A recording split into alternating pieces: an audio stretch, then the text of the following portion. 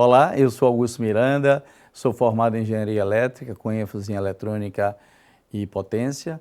E meu negócio é engajar pessoas de forma que elas sonhem e que pensem com a cabeça de dono, de forma a melhorar a qualidade de vida de milhares de pessoas em todas as concessões que atuamos.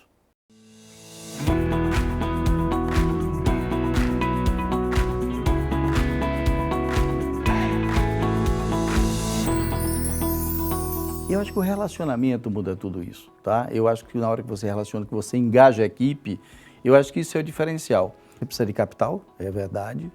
Você precisa de tecnologia, mas você precisa de gente, tá? Então, se você olhar tudo que eu estou falando de gente como sendo um elemento fundamental para mudar as coisas. O sucesso, ele é muito, você precisa ter muito cuidado para lidar com o sucesso, porque ele pode te acomodar, né? Ele pode te gerar um conforto esse conforto é muito perigoso. Se você quer crescer, você tem que buscar diversificar. A gente não cresce por crescer, mas a gente está sempre atento às oportunidades.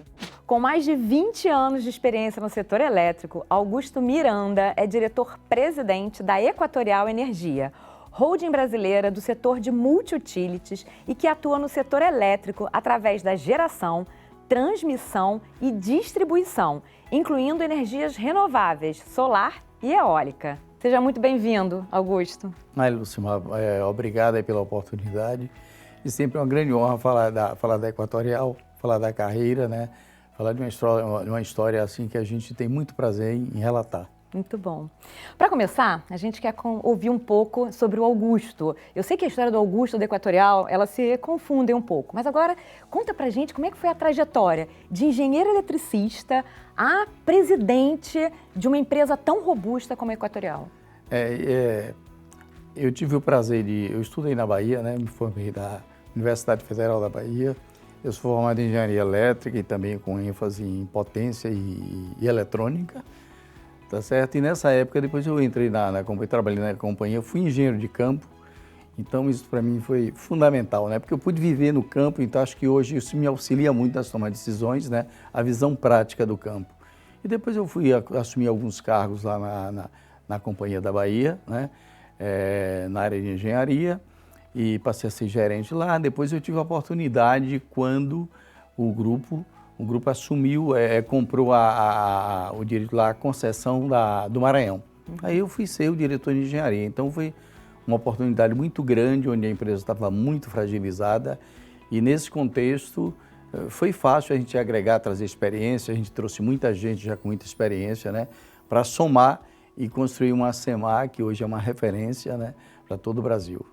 E como funciona a Equatorial? O que distingue, né, vocês no mercado? A Equatorial, ela tem um foco muito grande assim, de gente, né? A gente sempre fala que as pessoas é que fazem toda a diferença. A origem da Equatorial, né, nasceu lá eu diria, na SEMAR, no Maranhão, tá certo? Ela foi o seguinte, foi uma experiência inovadora, numa empresa que estava quebrada, e isso, naquele momento, vieram muitas experiências, né, do setor elétrico, setor de telecomunicações, né? Você tinha lá, por exemplo, o Otávio, o Piani, foram pessoas que chegaram, o Firmino, o Sampaio. Então, as pessoas, eles invocaram, trouxeram muita experiência de outras empresas. E aí, eu acho que a grande felicidade foi a gente alinhar esses vetores, né? Alinhar essas experiências, fazer o somatório e aí criar uma experiência única, né? Então, foi muito, muito proveitoso. E é um modelo de gestão próprio que a gente vem desenvolvendo, vem aprimorando, né, a cada dia, a cada concessão que a gente adquire, e tem sido vitorioso até aqui. E vocês atuam em vários estados e em diversas etapas, né, do negócio de energia, não é isso? Sim, hoje a Equatorial, ela se tornou-se um player muito importante. Ela está, se você olhar a cadeia na geração de renováveis nós estamos no segmento de transmissão também da rede básica, né? Nós temos em torno de 3.000 quilômetros de transmissão, eu estou falando de 500 kV, de linhas de subestações de 500 kV, e estamos na distribuição de energia também. Ou seja, a distribuição de energia, eu estou dizendo que nós estamos hoje em 7 estados, né? Estados grandes, nós estamos no Maranhão, estamos no Pará, estamos no Piauí, em Alagoas, estamos no Amapá, estamos no Rio Grande do Sul, se você pegar a capital e a região, o litoral, e agora, desde 1º de janeiro, nós estamos também em Goiás. E mais uma coisa, com essa inquietação da Equatorial, Mais recentemente também, nós entramos também no segmento de saneamento no Amapá. É uma experiência, uma região amazônica, vai ser uma experiência única, né? E a gente está justamente esperando as sinergias que a gente tem entre os negócios, né? E também vale registrar que, acompanhando essa tendência da transição energética, né? Há um ano nós entramos, né, mais ou menos em março do ano passado, nós adquirimos um ativo, né, que é a Ecoenergia. É um ativo muito grande, 1,2 gigas, né, já solar, que está operando. Ele está nos estados do Rio Grande do Norte, está na Bahia, está no Ceará, está em Pernambuco. Então, por exemplo, hoje a Equatorial tem uma presença muito grande, a gente diz que é do Oiapoque a Chuí, atuando em 15 estados da federação. E o engenheiro eletricista, né, com ênfase em potência, né, como você falou, ele tinha um plano, foi um plano chegar à cadeira de CEO? E como é que foi essa trajetória? Você teve que desenvolver novas habilidades, né? Porque o engenheiro eletricista tem habilidades técnicas muito consistentes. E para sentar nessa cadeira são outras habilidades. Como é que foi esse seu desenvolvimento continuado? Como eu falei desde o início, eu acho que, primeiro, como engenheiro, eu acho que a vivência com o campo ela foi essencial, porque você tem contato com gente. Eu coloco na escala que essa habilidade de você lidar com as pessoas, fazer o mix, é muito interessante. E isso, desde a época que eu estava lá na Bahia, eu acho que o relacionamento muda tudo isso, tá? Eu acho que na hora que você relaciona, que você engaja a equipe, eu acho que isso é o diferencial. E aí, justamente, eu assumi alguns postos lá na empresa que eu passei. E quando eu vim para ser diretor de engenharia, a gente tinha que fazer as mudanças de uma maneira rápida. De uma maneira tranquila, você tem que conjugar 3 fatores. Você precisa de capital, é verdade. Você precisa de tecnologia, mas você precisa de gente, tá? Então, se você olhar tudo que eu estou falando de gente como sendo um elemento fundamental para mudar as coisas, né? Quer dizer, quando você tem pessoas pensando com a cabeça de dono, elas são capazes de tudo, né? Perfeito, muito bom. Como é que é a sua rotina? Você já falou que gestão de gente, né, é essencial. O que mais te ocupa, né, no seu dia a dia? Assim, o que te ocupa, o que te desafia, o que te move na sua cadeira atualmente? Como a gente falou, a Equatorial é uma empresa que está no segmento de energia, ela está no segmento também dentro de energia renovável, está na transmissão, ela está também no saneamento. Então você vê que é um mix bastante grande. E eu acho que o segredo é você se assessorar de boas pessoas, né? Se você tem boas pessoas, quer dizer, o cara que é o CEO, ele não precisa saber de tudo, ele precisa ter bom senso e ele precisa ter pessoas boas que possam assessorar, né? Então eu acho que é isso que tem sido o sucesso da Equatorial. Ao longo da vida dela, a gente tem uma escola fantástica, tá certo? É uma escola que o próprio mercado reconhece, quer dizer, o profissional que passou pela Equatorial, a história dela é um destaque, então realmente isso tem nos ajudado bastante. Muito bom. Essa semana a gente descobriu que você teve uma frase super interessante num evento. Eu vou repetir ela aqui. Que a inovação ela é um pilar fundamental para o crescimento e avanço, não só do carro elétrico, mas de toda a sociedade. Ou seja, não dá para viver sem inovação. O que você enxerga, né, de inovação, né, no setor? Que oportunidades você também consegue vislumbrar aí para quem até está querendo empreender e que está escutando a gente? Hoje é impossível você crescer, tá?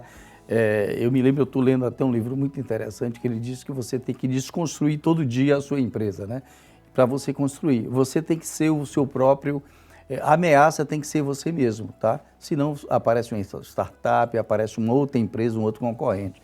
E eu acho que a chave de tudo é a inovação. É você estar com a mente aberta, tá? Na verdade, você se ancora. Outra coisa também, o sucesso, ele é muito, você precisa ter muito cuidado para lidar com o sucesso, porque ele pode te acomodar, né? Ele pode te gerar um conforto né? Esse conforto é muito perigoso. Então eu acho que o seguinte, a inovação ela está para isso. Você está vendo que o mundo está girando, as coisas estão mudando de uma forma muito célere e a inovação é o tempero que você precisa para você continuar sobrevivendo, para você perenizar o seu negócio, né? Ou até criar outros negócios também, né? Isso para mim é a chave do sucesso.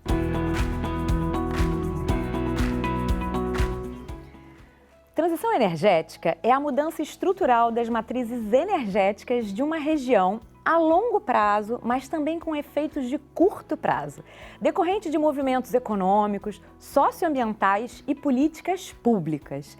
Essas mudanças impactam desde os modelos de produção da energia, distribuição até o consumo e visam alcançar maior sustentabilidade ao migrar para fontes renováveis, reduzindo o uso de fontes fósseis, mas sem colocar em risco a segurança energética do país. Augusto, a gente sabe que o Brasil vem se destacando, né, nessa jornada aí da transição energética. O que a gente pode esperar? O que você vê aí, né, consegue nos antecipar que a gente vai ver nos próximos anos acontecendo por aqui? Eu gostaria de destacar muito, assim, eu gostaria de retornar um pouquinho lá naquele apagão que nós tivemos lá em 2001, né, na época do governo Fernando Henrique, onde, se você olhar, nós passamos maus momentos, né? Impactou o crescimento do país, a energia foi um impedimento, até porque, na verdade, naquele momento, a única fonte que a gente tinha era hidráulica, basicamente 90%, 95%. Então, na hora que você teve uma seca, naturalmente você não teve água e você não teve como gerar, né? Como verter.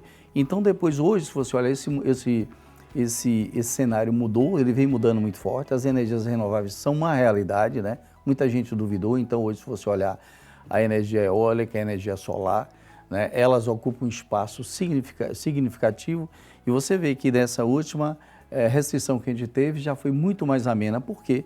Porque essas energias elas já contribuíram de uma forma, de uma maneira muito forte. E você vê que isso é um caminho sem volta, né? Não tem como retroceder. E você está vendo que agora, quando a gente fala isso, está surgindo, por exemplo, o hidrogênio verde. Né? E aí você vê a vocação do Brasil. Você tem que fazer o hidrogênio, produzir essa questão do hidrogênio verde via uma energia limpa, que é a energia eólica ou a solar. Então isso, justamente, o Brasil tem água, o Brasil tem energia, o Brasil tem vento em abundância, tem sol em abundância. Então nós temos a faca e o queijo, né, para justamente continuar surfando esse novo cenário de energias renováveis. A gente tem todas as condições ideais, né, para continuar surfando, porque a gente já surfa bem essa onda, né? Exatamente. Viu? Muito bom. Você contou pra gente, né, que a Equatorial, né, trabalha, né, na produção, na geração, na transmissão, na distribuição, né, para chegar até o consumidor final e agora no saneamento. Como é lidar com um negócio tão diverso? Quais são os desafios, as estratégias para, né, conseguir conjugar e, obviamente, né, obter as melhores sinergias de toda essa diversidade de negócios? Uma coisa como a Equatorial, se você olhar, é o seguinte: o mundo está mudando. Então, dentro dessa dinâmica, né, se você olhar até o próprio crescimento da Equatorial, você vai olhar a história. A Equatorial tem uma bela história no segmento de distribuição. Nós temos no segmento de transmissão também uma belíssima história, né, uma história assim de geração de valor estupendo. E se você quer crescer, você tem que justamente buscar diversificar. Quer dizer, a Equatorial, ela é uma empresa que se destaca pela responsabilidade de alocação eficiente de capital. A gente não cresce por crescer, mas a gente está sempre atento às oportunidades, né? Foi o que aconteceu, por exemplo, na transmissão de energia, né? Levamos um tempo, quando surgiu uma oportunidade, nós entramos. E agora o saneamento. O saneamento é um segmento bastante promissor. Hoje você vai falar que você tem 100 milhões de pessoas que não têm esgoto, 100 milhões que não têm água, então você vê que há uma oportunidade, né, de serviços básicos. Né? Então, a Equatorial, o modelo de gestão, ela já testou na distribuição, ela testou na transmissão, ela está gerando. Então, é muito aderente a esse segmento de transmissão também, que é intenso, né? Ou seja, é o contato com o cliente. Né? E essa experiência que nós estamos fazendo no Amapá, ela simplesmente reafirma esse nosso pensamento, tá? É lidar com clientes, tanto que lá nós já estamos fazendo a agência de atendimento, tanto para saneamento como energia, a mesma coisa. Tem uma série de sinergias que nós pretendemos explorar. Já estamos explorando e vamos explorar cada vez mais. Muito bom. Bom, além desse impacto social, né, que você acaba de trazer para a gente com a perspectiva do saneamento e, né, com as renováveis, um impacto aí socioambiental, vocês têm tido um desempenho financeiro excepcional, né? Uma das queridinhas da Bolsa é a Equatorial. Qual o segredo? Além de ter, né, uma equipe incrível, como você já contou para a gente, o que mais que você pode falar sobre, né, o segredo da Equatorial? Eu acho o seguinte: você tem que fazer o que gosta. Estou falando primeiro partindo você tem que ter uma equipe muito alinhada, você tem que ter paixão pelo que faz. Eu acho que a Equatorial, o que diferencia muito, o diferencial da Equatorial é o que você faz com que as pessoas pensem como dono. A gente tem um programa de alinhamento, né, um programa de incentivo de longo prazo bastante atrativo. Eu acho que a própria história da Equatorial também ajuda, faz com que a gente recrute bons talentos, né? Num programa de trainee você lança, você tem 12, 13 mil candidatos, então isso é uma coisa muito boa, então te dá a oportunidade de atrair pessoas boas, pessoas que pensem como a gente. E aí, Luciana, eu até um pouco da minha rotina, tá? Eu invisto uma boa parte do meu tempo, mais de 50% para lidar com pessoas, né? Então, quer dizer, quem são as pessoas, se elas têm um DNA da Equatorial, se elas pensam com a mesma cabeça da gente, por quê? Porque esse crescimento não basta crescer. Você quer perpetuar essa história, mas para fazer você precisa continuar também enriquecendo essa cultura que embalou esse crescimento da Equatorial até hoje, tá? Então é isso aí, então a gente sonha em perpetuar, então por isso que a gente investe tanto em gente, tá? É lógico, você tem uma empresa que tem fácil acesso ao mercado, né, ao mercado de capitais, né, uma empresa líquida, uma empresa que tem muita facilidade, mas é preciso ter gente, tá? Gente obstinada, né?